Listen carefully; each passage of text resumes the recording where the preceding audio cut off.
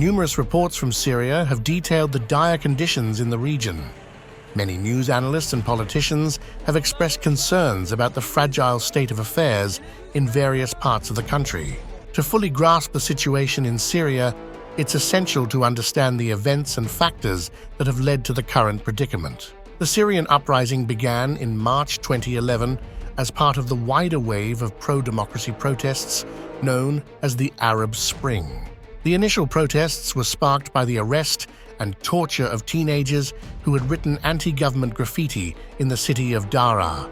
The situation escalated when security forces violently suppressed the demonstrations, leading to widespread anger and larger protests across the country. As the government continued to respond with force, the protests grew in size and intensity, eventually leading to the formation of armed opposition groups like the Free Syrian Army. By mid-2011, the peaceful uprising had turned into an armed conflict, marking the beginning of the Syrian Civil War. The Syrian Civil War created a power vacuum, with the government losing control over large parts of the country. This allowed various groups to establish their presence and control territories. Some terrorist groups received support from foreign entities, including funding, weapons, and training. This external support bolstered their capabilities and influence. Many Syrians were disillusioned with the Assad regime and sought alternatives. Terrorist groups exploited these grievances, presenting themselves as defenders of the people against the government. ISIS seized control of critical resources, including oil fields, which provided substantial revenue to fund their operations. This financial strength allowed them to recruit fighters and purchase weapons. HTS, originally an offshoot of al-Qaeda, formed strategic alliances with other rebel groups. This helped them consolidate power and expand their influence in regions like Idlib. HTS established governance structures in areas under their control, providing basic services and attempting to present themselves as a legitimate governing authority. This included setting up the Syrian Salvation Government in Idlib. As ISIS lost territory and influence due to an international campaign to dismantle their control, a power vacuum emerged in the regions they once dominated. HTS swiftly moved to fill this void, seizing control of key areas and consolidating their power. HTS strategically distanced itself from its al-Qaeda roots and rebranded as a more moderate force. This ideological shift involved changing their name, adjusting their public messaging, and even severing formal ties with al-Qaeda. These actions were designed to gain broader acceptance among Syrians and international actors, presenting HTS as a more palatable option within the fragmented opposition landscape. Despite this rebranding, HTS retained many of its fundamentalist views, continuing to implement strict Islamic law in the areas under their control. However, by positioning themselves as a comparatively moderate faction, HTS managed to attract a wider base of support, including local communities tired of the chaos and international entities looking for a more stable and reliable partner in the region.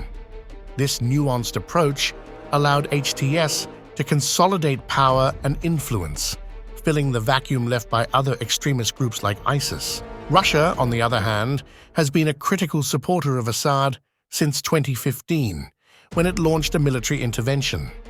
Russian air power and military advisors have been instrumental in turning the tide of the war in Assad's favor. Russia's involvement also includes securing long-term leases on military bases in Syria, which serve as strategic hubs in the eastern Mediterranean. Russia's military presence in Syria, including the Khmeimim air base and the Tartus naval base, was crucial for projecting power in the Middle East. With Assad's fall, the future of these bases is uncertain, undermining Russia's strategic foothold in the region. Russia's inability to save Assad, despite its military intervention, exposes weaknesses in its global ambitions and reliability as an ally.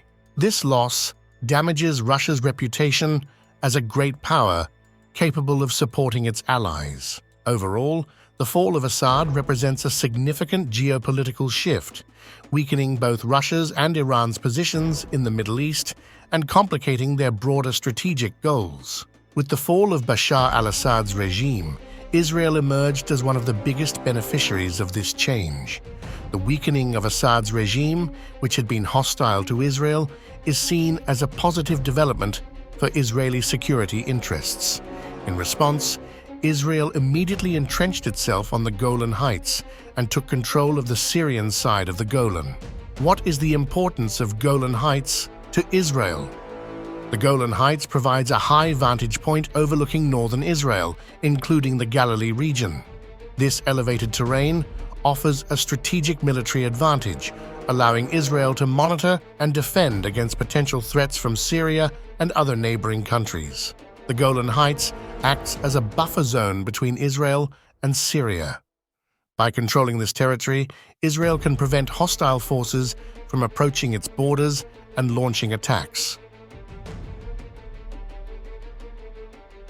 The Golan Heights is a vital source of water for Israel. The region's rivers and springs contribute significantly to Israel's water supply, which is crucial for agriculture and domestic use.